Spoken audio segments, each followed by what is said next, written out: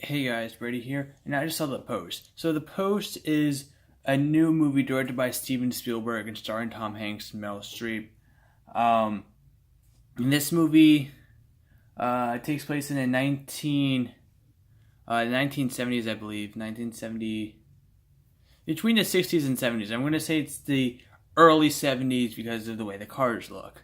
Um, and this is about pretty much like the Watergate scandal. This is pretty much a newspaper company wanting to print a story about Richard Nixon, but they're not sure if they should do it because if they do it, it could be I guess it could be like slanderous or something like that. And if they do that, they could possibly get their company shut down. And so they're going through like all these legal issues and stuff like that. And there's riots about the Vietnam War and all that stuff. By the way, you should really read the like if you ever get this movie on Blu-ray, you should really pause and read some of the what's it called? The posters people make for the riots. This movie is PG-13, and they do find a way to work the F word into their into the poster. So if you blink it, you might miss that one that one poster. It reads bombing for peace is like fucking for virginity. So there's your F bomb right there for your PG-13 movie. There's another one towards the end said by Tom Hanks on the phone. I'm not gonna tell you what that was.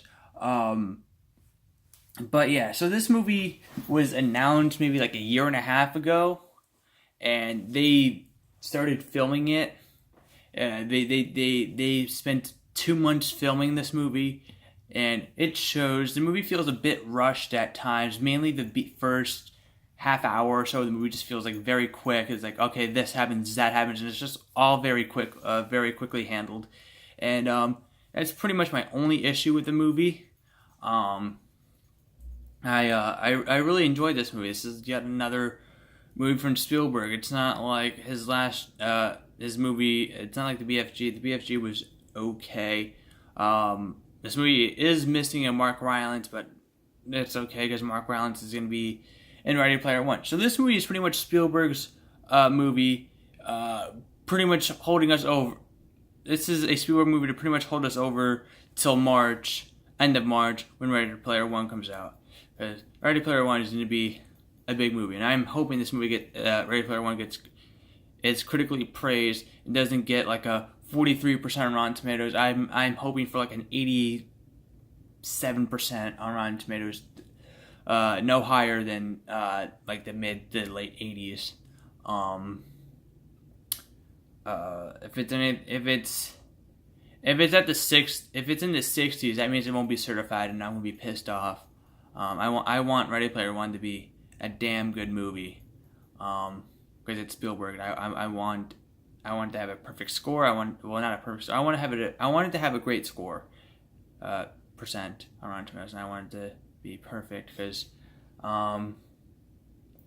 this movie looks fucking awesome, and it's directed by Spielberg, and it's based on 80s nostalgia, and how could it fail at that? I've read half the book. The book is pretty good. I'm still in the middle of it. Anyway, so yeah, that's besides the point. I'm going to give The Post 4 stars out of 5. Some people may be frustrated with this movie that doesn't explain what happens too much. I mean, if you listen to history class and you've heard about the Watergate scandal, you could at least have that knowledge while seeing this movie. If you don't know what the Watergate scandal is, you might be lost during this movie.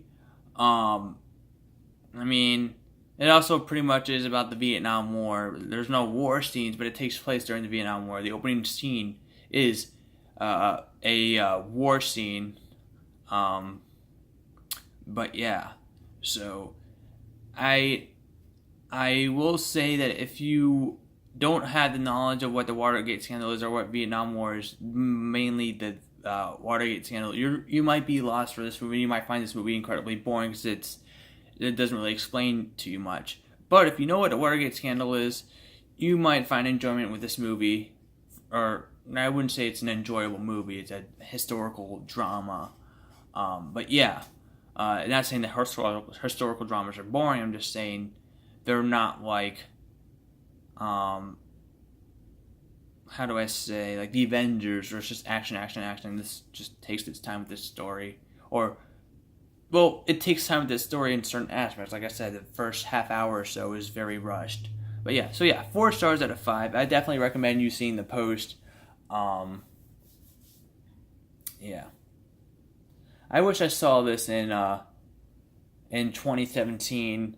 I didn't. This probably would have been my, actually, it probably wouldn't even have broken my top 20. I mean my top 10, but it would have been like it would have at least been like an honorable mention probably.